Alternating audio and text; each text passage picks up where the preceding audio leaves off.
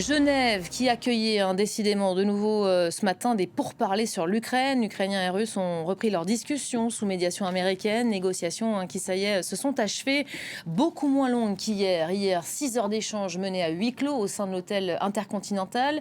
De l'aveu de Steve Witkoff, ils ont montré des progrès significatifs. Le ressenti américain qui diffère visiblement des autres parties. On va en parler avec vous, Karim Yayaoui. Bonjour. C'est vrai que quand on entend les retours de la partie russe, notamment, il est question d'échanges très tendus, difficiles, mais professionnels. Volodymyr Zelensky également fait part de discussions très difficiles. Il juge aujourd'hui que la participation des Européens, finalement, est indispensable pour faire avancer les choses. Oui, c'est vrai qu'il y a un décalage entre ce que nous explique Steve Witkoff, qui parle de progrès significatifs. Dans un message publié sur X, il explique que le succès du président Trump à réunir ensemble les deux parties de cette guerre a apporté un progrès significatif.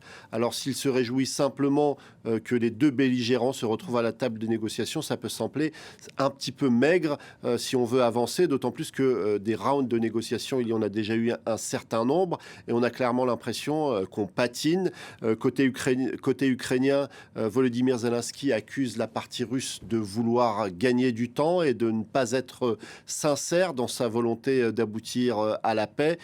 Côté russe, on explique que ces négociations ont été tendues, au point qu'elles ont duré d'ailleurs 2 heures seulement, qu'il y a eu un petit flottement. Dans un premier temps, on a pensé qu'elles allaient reprendre dans l'après-midi, mais elles se sont bel et bien arrêtées. Côté russe, on explique qu'elles pourraient reprendre prochainement, mais en tout cas, les négociations restent bloquées sur un sujet central, celui des territoires. Les Russes sont toujours dans leur position maximaliste en revendiquant l'ensemble du Donbass, même les zones qui sont encore sous contrôle ukrainien. Volodymyr Zelensky, ces derniers jours, a refusé cette option. Et vous l'avez souligné, il appelle de ses voeux la présence des Européens. D'ailleurs, un certain nombre étaient présents du côté de Genève. Ils n'ont pas participé aux négociations, mais ils ont été tenus informés, notamment français et allemands. Il le veut de Volodymyr Zelensky parce qu'il sent que la pression est sur les épaules des Ukrainiens. Il a souligné que ces derniers temps, Donald Trump demandait toujours plus de concessions aux Ukrainiens sans en demander côté russe. Et évidemment, dans l'esprit du président ukrainien, la présence des Européens pourrait quelque peu rééquilibrer la balance. On se souvient que c'est un peu grâce aux Européens qu'on a écarté le plan en 20 points que les Américains avaient présenté et qui n'était que les desiderata des Russes.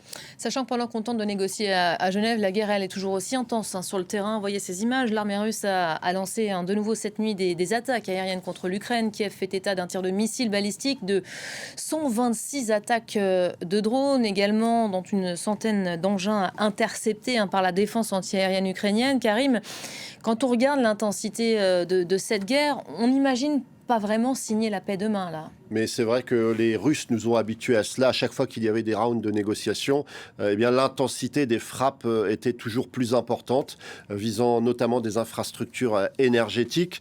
Mais ces derniers temps, les Russes connaissent un petit revers. Depuis quelques jours, l'armée ukrainienne a repris 201 km² à l'armée russe entre mercredi et dimanche dernier, d'après des données de l'Institut pour l'étude de guerre.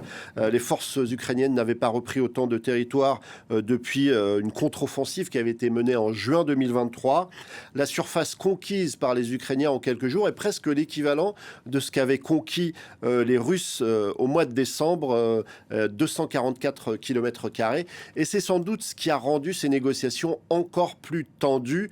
Les Russes sans doute excédés que les Ukrainiens aient pu mener à bien un certain nombre de contre-offensives. Certains spécialistes pointent le fait que les Russes ne peuvent plus utiliser le réseau Starlink qu'ils avaient utilisé ces derniers temps et que ça rend les choses plus difficiles en matière de commandement et de communication pour les Russes. Voilà, on rappelle que la semaine prochaine, le 24, marquera l'entrée dans la 5e année de guerre. Et on apprend à l'instant que les positions de Kiev et de Moscou diffèrent toujours sur les points clés. Après cette nouvelle séquence de pourparlers à Genève, on vous retrouvera, Karim, tout à l'heure dans le Club France 24 à 14h, hors de Paris, pour aller encore un peu plus loin sur ce dossier. L'actualité